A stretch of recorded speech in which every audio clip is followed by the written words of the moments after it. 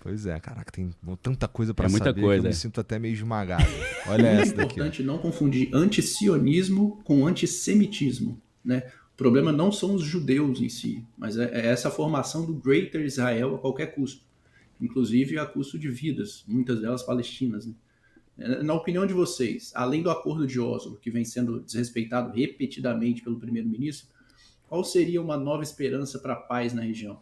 Ou seria tentar retomar esse acordo, ou agora que já foi tudo pro caralho mesmo, não tem mais jeito?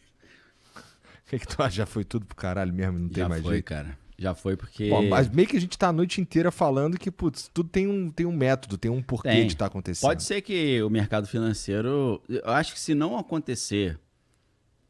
Preste atenção, galera, o que eu vou falar. Se não acontecer algo muito estranho contra os americanos, a explosão, uma embaixada americana em Tel Aviv foi danificada. Isso já justificaria, agora tu mexeu comigo. Mas se algo muito grotesco não acontecer contra os americanos, a guerra vai acabar do jeito que está. Então, a gente está numa bifurcação aqui. Se não acontecer nada, a paz vai chegar, o Trump vai aproveitar e vai talvez tentar já um Nobel da Paz. Agora, se acontecer um BO desse que eu falei, de um novo 11 de setembro, ou de um atentado biológico igual o 18 de setembro, aí ferrou, meu irmão. Um negócio que já estava ruim vai ficar 1000 vezes pior. Porra, e aí? Então, nossa esperança é que não aconteça um atentado terrorista nos Estados Unidos e não aconteça uma arma biológica não seja utilizada contra os americanos. Essa é a nossa esperança. Se não acontecer, o cobaia acelera vai acertar. Agora, acontecendo, a gente... Acontecer, ferrou, meu irmão. Vai começar a ter... Aí vai começar a dar merda de verdade. Aí foi minha aula para os meus alunos hoje. Entendi. O que vai acontecer para quem mora nos Estados Unidos se tiver isso? E como se proteger? E o que vai acontecer com o Brasil se acontecer isso? E o que fazer para se proteger? Aí, meu irmão, aí o professor vende a aula. Tá bom. Bom, o Tibério Augusto mandou mais uma aqui, ó. E família, não esquece de se inscrever e dar o like aí no vídeo, tá bom? Tenho certeza que você tá se amarrando, não tem jeito. Vamos lá. Tibério Augusto mandou R$25. Temos 16 gramas de urânio que sumiu. 2 navios na costa do Brasil sem permissão. Inteligência de Israel disse que um país ocidental forneceu urânio para o Irã. Pode dar ruim para nós? Isso foi parte da minha aula de hoje. Também, porque... Tem a ver com o Brasil? Vamos supor, por enquanto isso ainda está muito especulativo, apesar de estar saindo na mídia tradicional, não é papo de conspiração. Tem veículos que publicaram isso em 2023, agora. Teve um apagão junto também, que foi meio estranho, um apagão junto com a presença dos iranianos. Vamos supor, a gente vai entrar num cenário altamente hipotético aqui, especulação pura. Vamos supor que em algum momento, não precisa ser nem no atual governo, os Estados Unidos cismem que o Brasil é um país inimigo. Geralmente, o que eles fazem com países inimigos? Sanções. Meu irmão, o que acontece com o país sancionado? Olhe para a Venezuela, olhe para o Irã. É desemprego explodindo, é inflação lá no céu, a moeda perde o valor completamente, né? Veja como é que está a situação da moeda lá venezuelana, né? O Bolívar. Então, assim, é um cenário altamente caótico. É improvável que isso aconteça? O Trump falou algumas coisas estranhas contra o Brasil quando ele entrou, né? Inclusive, logo que ele entrou, ele tinha 200 países para criticar, ele criticou o Brasil. Você fala, pô, meu irmão, esse maluco cisma de querer quebrar nossas pernas. A gente tem que se preparar, porque, infelizmente, uma sanção, ela traz aí o prejuízo sempre maior para a classe média e para as classes menos favorecidas. Então, os mais vulneráveis que pagam o pato. É uma situação triste. E assim, a gente olha, pô, o Irã tá lá na casa do caramba, né? Venezuela, esses caras são malucos. Mas se os caras cismarem com a gente assim e entrar numa dessa, você vê o que o Marco Rubio ali tá fazendo junto com o Trump, se entrar numa dessa, meu irmão, não é tão provável, eu acho que ainda é meio improvável, mas é um cenário desolador, meu irmão. É caótico. Então, como se prepara para isso? Aí já vamos conversar com nossos consultores de investimento. Boa. Tem que ser bom também, né? Não é qualquer consultor, não. Tem que ser um cara ninja. Porra, isso aí, não faz isso não, cara. Peraí, agora que eu tô começando a construir dar uma coisa, respirada, né? Fazendo reforma aí nos estúdios. Cheio de negocinho acontecendo, cara. E aí, porra, qual é, Trump? Segura a onda aí. Pô, pera aí, ó. Mexe com esses inimigos mais perigosos. Deixa a gente fazer nossas paradinhas. E a verdade é que, assim, querendo ou não, a guerra em qualquer lugar do mundo acaba reverberando pro resto Geral, do mundo. reverbera o pra mundo todo globalizado, né? Conectado. O Japão tem me preocupado já há muito tempo. Arrebenta lá no Japão, arrebenta aqui também, cara. A gente tem que se preparar. Como é que você se prepara para uma crise econômica global, para uma guerra nuclear? Tem que se preparar, cara. É claro que se eu tivesse morando em Dubai ou em Israel, era outro nível de preparação. Então, mas no Brasil afeta? Afeta também. A gente tem que... Mexe em tudo. A gente tá pensando que...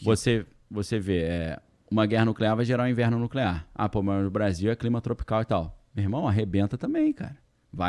Pode comprometer até 60%, 70% da nossa agricultura. Como é que a gente vai produzir comida para todo mundo? Tem que montar um planinho B, Rambo aí, botar a faixa do Rambo e... Não precisa ficar neurótico, mas só estudar um pouquinho, sem ficar preocupado e ter insônia, mas só de pensar um pouquinho, ler um pouquinho, já é bom, porque você vai pegar a manha do negócio. Se você olhar e começar o negócio de bomba atômica explodindo, você já entra no modo deu merda. Modo deu merda e já vai pro salve quem puder. Tá? Como é que envolve isso? É relocação estratégica. Você tem que primeiro sair das grandes cidades, que aí vai começar a guerra de todos contra todos pela comida. Então você tem que ter um lugarzinho mais afastado, mais ou menos aí entre 100 e 300 quilômetros das grandes cidades. Não é legal ficar perto de base militar, porque é alvo prioritário. Aeroporto é alvo prioritário. Não ficar próximo de cidades que tem mais de 30 ou 50 mil habitantes, porque essa galera vai para cima de você querer pegar a comida que sobrou. Então você tem que ter um refúgio. Mas o sobrevivencialismo parte do princípio que o refúgio é tipo roots total. É uma cabaninha de madeira e você quietinho ali, né, faca no dente e vamos caçar. Eu acho que é um erro pensar assim, porque isso é você voltar para o primitivismo. E quando você vai para o primitivo, você fica vulnerável. A Ayn Rand tem um livro muito interessante chamado O Retorno do Primitivo. Esse livro mudou minha interpretação do que é o sobrevivencialismo. Por quê? Ela diz o seguinte: na década de 60, os marxistas que estavam nos Estados Unidos estavam tentando quebrar os Estados Unidos com o seguinte discurso: tecnologia é capitalista, então vamos acabar com a tecnologia. A gente não pode ter ar-condicionado, a gente não pode andar de carro.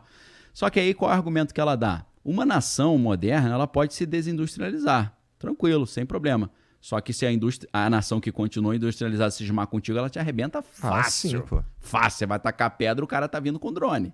Então, a relocação estratégica é interessante porque ela traz o aporte da tecnologia para dentro do sobrevivencialismo. Aí tu monta um refúgio altamente tecnológico, que aí você vai usar usina fotovoltaica, você vai usar mini usina hidrelétrica, você vai ter um Starlink lá, pô, mas aí o cara pode me encontrar. E tu desliga o Starlink, joga ele no rio, ele vai embora, o cara vai achar que tu tá lá na frente, entendeu?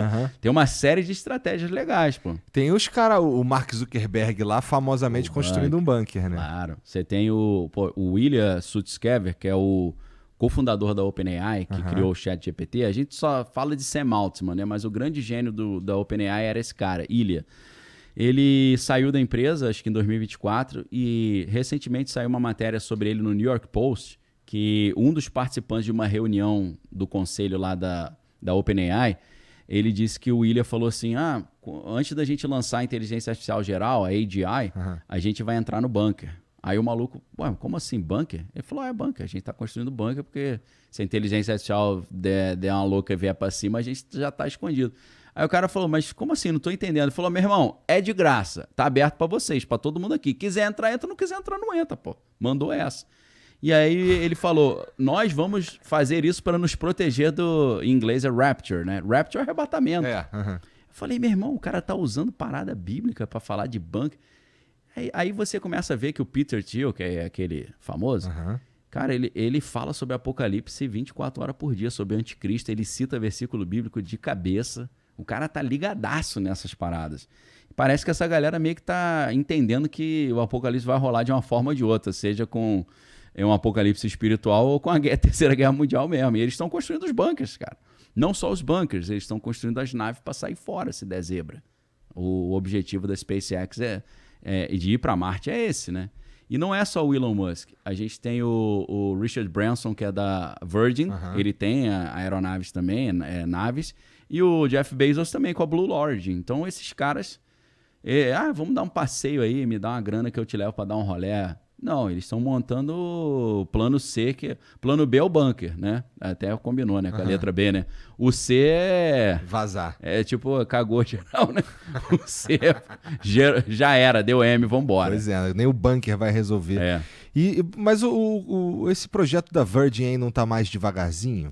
Então, vai depender de vários fatores. A grana que o cara tem e a qualidade dos engenheiros, né? Porque pra botar foguete pra dar marcha reta, igual a SpaceX, você tem que ter os mais ninja, Tem né? que ter uns contratinhos com a NASA também. Lógico, isso é um motivo de muita briga entre eles, porque os caras chegam comprando o passe da galera, né? A Google chega lá no concorrente e fala, aí tu ganha quanto lá? Pô, te pago o triplo. Aí vira uma briga entre os caras, né? Uhum. Tipo o que acontece no filme Mountain Head. Mountain Head é um filme muito legal, que tá nos streams aí pra quem quiser assistir. Conta a história de 4 magnatas da tecnologia que se encontram numa casa de campo e enquanto eles estão lá começa um caos no planeta Terra e eles decidem se eles já ajudam a destruir o mundo e eles assumem o controle do mundo ou se eles vão aproveitando oportunidades para ganhar mais dinheiro. Então você vê que são 4 caras que se odeiam, mas na verdade eles são amigos também, mas estão sempre competindo com o outro, puxando o cliente um do outro, vendo quem tá na frente, quem tá... O cara fala, você tá valendo 53 bilhões, né? Não, na verdade 58, acabei de ver agora. Aí fica essa competiçãozinha, né? Quem tá em primeiro, segundo, terceiro. Então é uma briga ferrenha, mas no final das contas eles estão juntinhos no mesmo propósito, né? De garantir a preservação do status quo, né? Do estado de coisas deles ali, né? No fim isso é o mais importante para eles. Para eles até não morrer também, né? Por isso que eles investem muito nessas tecnologias de extensão da vida, busca pela imortalidade, né? O Peter Thiel é super aficionado com isso. Mas acho que tá dando muito certo não, que ele tá igual um maracujá de gaveta aí.